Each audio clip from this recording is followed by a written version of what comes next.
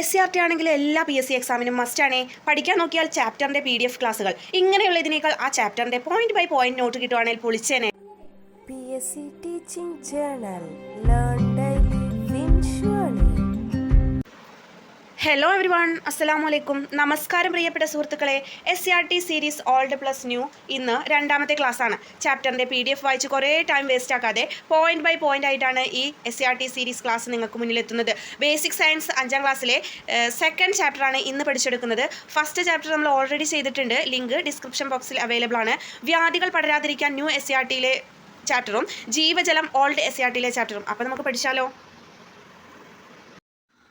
വ്യാധികൾ പടരാതിരിക്കാൻ എന്നതാണ് ന്യൂ SCRTയിലെ രണ്ടാമത്തെ ചാപ്റ്റർ. ഇതിലെ രോഗങ്ങളെക്കുറിച്ചാണ് പറയുന്നത്. നോക്കാം. പകരുന്ന രോഗങ്ങൾ ചിക്കൻ പോക്സ്, ഡെങ്കിപ്പനി, മഞ്ഞപ്പിത്തം, ചിക്കുൻ ഗുനിയ, കോളറ, ടൈഫോയിഡ്, ക്ഷയം, ചെങ്കണ്ണ്, എലിപ്പനി, മലേറിയ എന്നിവയെല്ലാം പകരുന്ന രോഗങ്ങളാണ്.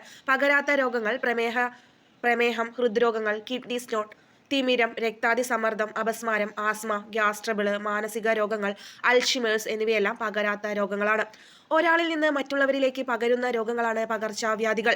ഒരാളിൽ നിന്ന് മറ്റുള്ളവരിലേക്ക് പകരുന്ന രോഗങ്ങളാണ് പകർച്ചവ്യാധികൾ. മഹാമാരികൾ എന്നാൽ പകർച്ചവ്യാധികൾ മറ്റു രാജ്യങ്ങളിലേക്കോ ഭൂഖണ്ഡങ്ങളിലേക്കോ വ്യാപിക്കുകയും നിരവധി ആളുകളെ ബാധിക്കുകയും ചെയ്താൽ അതിനെ മഹാമാരി എന്ന് പറയുന്നു. നമ്മൾ അതിജീവിച്ച ചില മഹാമാരികളാണ് വസൂരി, ക്ഷയം, പ്ലേഗ്, COVID-19 തുടങ്ങിയവ. എന്താണ് പകർച്ചവ്യാധികൾ? നാം പഠിച്ചു. ഒരാളിൽ നിന്ന് മറ്റുള്ളവരിലേക്ക് പകരുന്ന രോഗങ്ങളാണ് പകർച്ചവ്യാധികൾ. പകർച്ചവ്യാധികൾക്ക് കാരണമാകുന്നത് രോഗകാരികളാണ്. എന്താണ് ഈ രോഗകാരികൾ? കണ്ണുകൾ കൊണ്ട് നേരിട്ട് കാണാൻ കഴിയാത്ത സൂക്ഷ്മജീവികളായ ബാക്ടീരിയ, വൈറസ്, ഫംഗസ് തുടങ്ങിയവയാണ് മിക്ക പകർച്ചവ്യാധികൾക്കും കാരണം. രോഗങ്ങൾക്ക് കാരണമാകുന്നതിനാൽ അവയെ രോഗകാരികൾ എന്ന് വിളിക്കുന്നു. അപ്പോൾ രോഗകാരികൾ കണ്ണുകൊണ്ട് നേരിട്ട് കാണാൻ സാധിക്കാത്ത സൂക്ഷ്മജീവികളായ ബാക്ടീരിയ, വൈറസ്, ഫംഗസ് തുടങ്ങിയവയാണ് മിക്ക പകർച്ചവ്യാധികൾക്കും കാരണമാകുന്നത്. രോഗങ്ങൾക്ക് കാരണമാകുന്നതിനാൽ ഇവയെ, ഈ ഫംഗസ്, വൈറസ്, ബാക്ടീരിയ ഇവയൊക്കെ നമ്മൾ എന്താണ് പറയുന്നത്? രോഗകാരികൾ എന്നാണ് പറയുന്നത്. സൂക്ഷ്മജീവികൾ ഉപകാരികളാകുന്ന സന്ദർഭങ്ങളും നിത്യജീവിതത്തിൽ ഉണ്ട്. അപ്പോൾ സൂക്ഷ്മജീവികൾ നമുക്ക് ഉപകാരമാകുന്ന സന്ദർഭങ്ങളും നിത്യജീവിതത്തിൽ കടന്നു വരുന്നുണ്ട്. രോഗം പരത്തുന്ന സൂക്ഷ്മജീവികൾ നമുക്ക് ചില സന്ദർഭങ്ങളിൽ ഉപകാരികളാവുന്നുണ്ട്. അവ നോക്കാം. ദോശമാവ് പുളിപ്പിക്കുന്നത് ചിലയിനം ബാക്ടീരിയകളാണ്. ബാക്ടീരിയകളും ഫംഗസുകളുമാണ് ജൈവാവശിഷ്ടങ്ങളെ വിഘടിപ്പിച്ച് മണ്ണിൽ ചേർക്കുന്നത്. പാൽ തൈരാക്കി മാറ്റുന്നത് ചില സൂക്ഷ്മജീവികളാണ്. അരിമാവ് പുളിപ്പിക്കുന്നു. അന്തരീക്ഷ നൈട്രജനെ സസ്യങ്ങൾക്ക് ഉപയോഗിക്കാവുന്ന രീതിയിൽ ലവണങ്ങളാക്കി മണ്ണിൽ ചേർക്കുന്നു. വിസർജ്യങ്ങളെ വിഘടിപ്പിച്ച് മണ്ണിൽ ചേർക്കുന്നു. പാലുൽപ്പന്നങ്ങൾ, വിനാഗിരി, ചണം, പുകയില, തുകൽ തുടങ്ങിയവയുടെ വ്യവസായത്തിൽ ഉപയോഗിക്കുന്നു. ചികിത്സാരംഗത്ത് പ്രയോജനപ്പെടുത്തുന്നുണ്ട്. സൂക്ഷ്മജീവികൾക്കൊപ്പം എല്ലാ സൂക്ഷ്മജീവികളും രോഗകാരികളല്ല. നമ്മുടെ ശരീരത്തിൽ തൊലിപ്പുറത്തുമെല്ലാം ഉപകാരികളായ ഒട്ടനേകം ബാക്ടീരിയകളുണ്ട്. നമ്മുടെ ആഹാരത്തിന്റെ ദഹനത്തിനും ആഗിരണത്തിനുമെല്ലാം അവ സഹായിക്കുന്നുമുണ്ട്. സൂക്ഷ്മജീവികൾ നമുക്ക് ഉപകാരികളാവുന്ന നിരവധി സന്ദർഭങ്ങളുണ്ട്. ദോശമാവ് പുളിപ്പിക്കുന്നത് ചിലയിനം ബാക്ടീരിയകളാണ്. ബാക്ടീരിയകളും ഫംഗസുകളും ഒക്കെയാണ് ജൈവാവശിഷ്ടങ്ങളെ വിഘടിപ്പിച്ച് മണ്ണിൽ ചേർക്കുന്നത്. സൂക്ഷ്മജീവികൾ ഉപകാരികളാവുന്ന കൂടുതൽ സന്ദർഭങ്ങൾ നമ്മളിപ്പോൾ മനസ്സിലാക്കിയിട്ടുണ്ട്. രോഗകാരികളായ സൂക്ഷ്മജീവികൾ മനുഷ്യ ശരീരത്തിൽ പ്രവേശിക്കുന്നത് ഈച്ച വഴി, ഭക്ഷണത്തിലൂടെയും വെള്ളത്തിലൂടെയും സമ്പർക്കത്തിലൂടെ, വായുവിലൂടെ എന്നിങ്ങനെയൊക്കെയാണ്. ഫംഗസുകളുടെ ലോകം. നമുക്ക് പരിചിതമായ റൊട്ടിപ്പൂപ്പൽ, വസ്ത്രങ്ങളെ ബാധിക്കുന്ന കരിമ്പൻ എന്നിവയെല്ലാം ഫംഗസുകളാണ്. മനുഷ്യന് രോഗമുണ്ടാക്കുന്ന സൂക്ഷ്മജീവികളായ ചില ഫംഗസുകളാണ് കാൻഡിഡ, ക്രിപ്റ്റോകോക്കസ്, ഹിസ്റ്റോപ്ലാസ്മ തുടങ്ങിയവ. അപ്പോൾ മനുഷ്യർക്ക് രോഗമുണ്ടാക്കുന്ന സൂക്ഷ്മജീവികൾ പേര് പഠിച്ചു വയ്ക്കുക. ചില ഫംഗസുകളാണ് കാൻഡിമ, ക്രിപ്റ്റോകോക്കസ്, ഹിസ്റ്റോപ്ലാസ്മ തുടങ്ങിയവ. നാം ഭക്ഷണമാക്കുന്ന കൂൺ മുതൽ കണ്ണുകൾ കൊണ്ട് കാണാൻ സാധിക്കാത്തവ വരെ ഉൾപ്പെടുന്നതാണ് ഫംഗസുകളുടെ ലോകം. എന്താണ് രോഗാണുവാഹകർ? രോഗകാരികളായ സൂക്ഷ്മജീവികളെ നമ്മുടെ ശരീരത്തിലേക്ക് എത്തിക്കുന്ന ജീവികളാണ് രോഗാണുവാഹകർ. ഈച്ച, എലിച്ചെള്ള്, കൊതുക്, വവ്വാലുകൾ തുടങ്ങിയ ധാരാളം ജീവികൾ രോഗാണുവാഹകരിൽ പെടുന്നു. രോഗാണുവാഹകർ പെരുകുന്ന ഒട്ടനേകം സാഹചര്യങ്ങൾ നമുക്കുണ്ട്. ഈച്ച, കൊതുക്, എലി എന്നിവയൊക്കെ പെരുകുന്നത് എങ്ങനെയാണ്? ഈച്ച വളം, കമ്പോസ്റ്റ്, ചപ്പുചവറുകൾ തുടങ്ങിയ നനഞ്ഞ ഇരുണ്ട പ്രതലങ്ങളിൽ മുട്ടയിട്ടാണ് ഈച്ചകൾ പെരുകുന്ന സാഹചര്യങ്ങൾ ഉണ്ടാകുന്നത്. കൊതുകുകൾ പെരുകുന്നത് ഉപേക്ഷിച്ച പ്ലാസ്റ്റിക് കവറുകളിലും കുപ്പികളിലും ചിരട്ടകളിലും കെട്ടിക്കിടക്കുന്ന ജലത്തിലും കൊതുക് മുട്ടയിട്ട് വളരുന്നു. എലി പെരുകുന്നത് വൃത്തിഹീനമായ പ്രദേശങ്ങൾ, അഴുക്കുചാലുകളിലെ എലികൾ പെരുകാൻ സാഹചര്യമാകുന്നു. അപ്പോൾ രോഗാണുവാഹകർ പെരുകുന്ന സാഹചര്യങ്ങൾ ഇല്ലാതാക്കാൻ നമുക്ക് എന്തൊക്കെ ചെയ്യാം? ഇങ്ങനെ മലിനമായ അന്തരീക്ഷങ്ങളും പരിസരങ്ങളും വൃത്തിയാക്കുക എന്നതാണ്. രോഗാണുവാഹകരെ നിയന്ത്രിക്കാൻ നമുക്ക് ചെയ്യാവുന്നവ: വീടും പരിസരവും വൃത്തിയായി സൂക്ഷിക്കുക, ആഹാര സാധനങ്ങൾ അടച്ചു സൂക്ഷിക്കുക, മാലിന്യങ്ങൾ പൊതുസ്ഥലങ്ങളിൽ വലിച്ചെറിയാതിരിക്കുക, ജലം കെട്ടിനിൽക്കുന്ന സാഹചര്യങ്ങൾ ഒഴിവാക്കുക, പ്ലാസ്റ്റിക് കവറുകളും കുപ്പികളും വലിച്ചെറിയാതിരിക്കുക, ഓടകൾ വൃത്തിയായും അടച്ചും സൂക്ഷിക്കുക എന്നിവയൊക്കെയാണ്. എന്താണ് ഈ രോഗാണുവാഹകർ? രോഗികളായ സൂക്ഷ്മജീവികളെ നമ്മുടെ ശരീരത്തിലേക്ക് എത്തിക്കുന്ന ജീവികളാണ് രോഗാണുവാഹകർ. ഈച്ച, എലിച്ചെള്ള്, കൊതുക്, വവ്വാൽ തുടങ്ങിയ ധാരാളം ജീവികൾ രോഗാണുവാഹകരിൽ പെടുന്നു. കൊതുകുകൾ പെരുകുന്നത് നമുക്ക് എങ്ങനെയൊക്കെ തടയാനാകും? ആഴ്ചയിൽ ഒരിക്കൽ ഡ്രൈ ഡേ ആചരിക്കാം. വീടിന്റെ പരിസരം വൃത്തിയായി സൂക്ഷിക്കാം. അടുക്കള മാലിന്യങ്ങൾ ശരിയായി സംസ്കരിക്കുകയും ഉണങ്ങിയ ഇലകൾ കത്തിക്കുകയും ചെയ്യാം.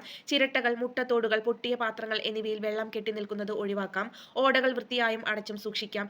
എന്നിവയിലൂടെയെല്ലാം കൊതുക് വളരാതിരിക്കാനും അവയുടെ ശല്യം ഇല്ലാതാക്കാനും നമുക്ക് ചെയ്യാവുന്നതാണ്. മാത്രമല്ല, കൊതുക് കടിയേൽക്കാതിരിക്കാനുള്ള മുൻകരുതലുകൾ: സന്ധ്യാസമയത്ത് വാതിലുകളും ജനലുകളും അടച്ചിടാം. കൊതുക് വല ഉപയോഗിക്കുക, കൊതുക് ബാറ്റ് ഉപയോഗിക്കുക, പുകയിടുക. ഇവയൊക്കെ കൊതുകുകൾ വർദ്ധിക്കാനും അവ കൊതുക് മൂലമുള്ള ചിക്കൻഗുനിയ അങ്ങനെയുള്ള രോഗങ്ങൾ വരാതിരിക്കാനും നമുക്ക് സഹായകമാണ്. ഇനി സൂക്ഷ്മജീവികൾ ശരീരത്തിൽ പ്രവേശിക്കുന്ന വിധവും രോഗങ്ങളുമാണ് കൊടുത്തിട്ടുള്ളത്. രോഗാണുവാഹകരിൽ നിന്നല്ലാതെയും രോഗാണുവാഹകരിൽ നിന്നും നമുക്ക് രോഗങ്ങൾ വരാറുണ്ട്. രോഗാണുവാഹകരിൽ നിന്നല്ലാതെ വരുന്ന രോഗങ്ങൾ മണ്ണിലൂടെയും വായുവിലൂടെയുമാണ്. മണ്ണിലൂടെ പകരുന്ന രോഗങ്ങൾ വീരശല്യം, ടെറ്റനസ് എന്നിവയും വായുവിലൂടെ പകരുന്ന രോഗങ്ങൾ ക്ഷയം, പോർട്ടൂസിസ് എന്നിവയുമാണ്. മാത്രമല്ല, ജലവും ഭക്ഷണവും വഴി പകരുന്ന രോഗങ്ങൾ ടൈഫോയിഡ്, കോളറ എന്നിവയാണ്. അപ്പോൾ രോഗാണുവാഹകരിൽ നിന്നല്ലാതെ രോഗം വരുന്ന സന്ദർഭങ്ങൾ മണ്ണിലൂടെ, വായുവിലൂടെ, ജലവും ഭക്ഷണവും വഴിയാണ്.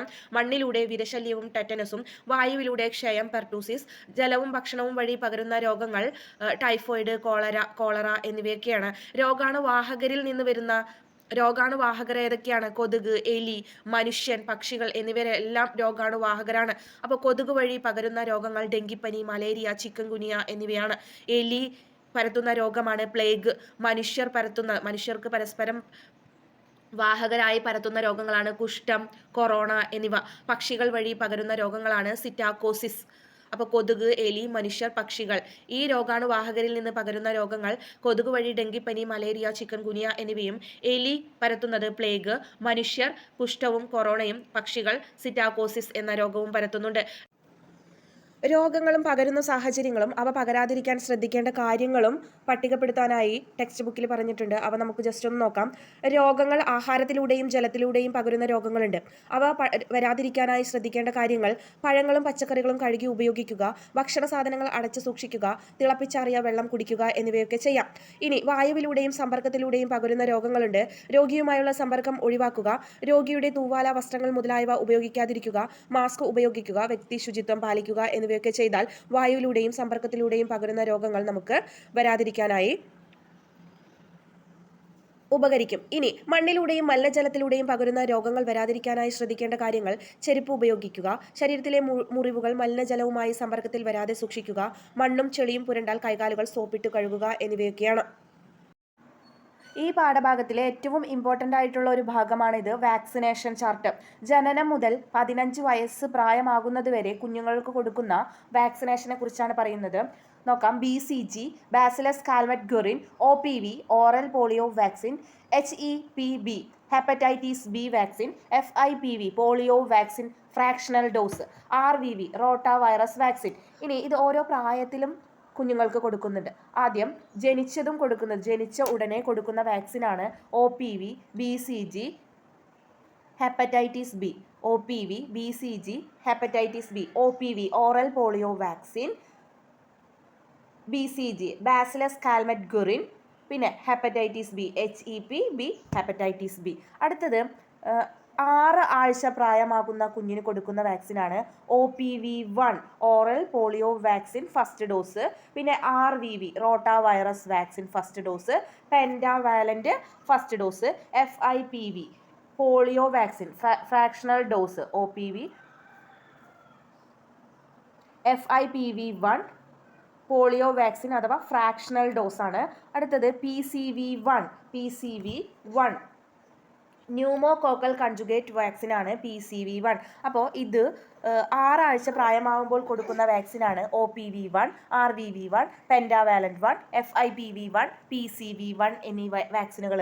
പിന്നെ 10 ആഴ്ച പ്രായമാകുമ്പോൾ കൊടുക്കുന്നതാണ് OPV2, oral polio vaccine second dose. പിന്നെ RVV rota virus second dose, pentavalent 2 അതിൻ്റെ സെക്കൻഡ് ഡോസ്. അതിനുശേഷം കുഞ്ഞ് 14 ആഴ്ച പ്രായമാകുമ്പോൾ കൊടുക്കുന്ന വാക്സിനുകളാണ് OPV3 ഓറൽ പോളിയോ വാക്സിൻ മൂന്നാമത്തെ dose, RVV3 rota virus vaccine മൂന്നാമത്തെ dose, pentavalent 3 dose, FIPV polio vaccine fractional dose, പിന്നെ PCV ന്യൂമോകോക്കൽ കൺജുഗേറ്റ് വാക്സിൻ്റെ സെക്കൻഡ് ഡോസ്. ഇവയാണ് 14 ആഴ്ച പ്രായമാകുമ്പോൾ കൊടുക്കുന്നത്. അപ്പോൾ 6 ജനന സമയത്ത് കൊടുക്കുന്ന വാക്സിനാണ് BCG, bacillus Calmette Guerin, hepatitis B, OPV എന്നിവ.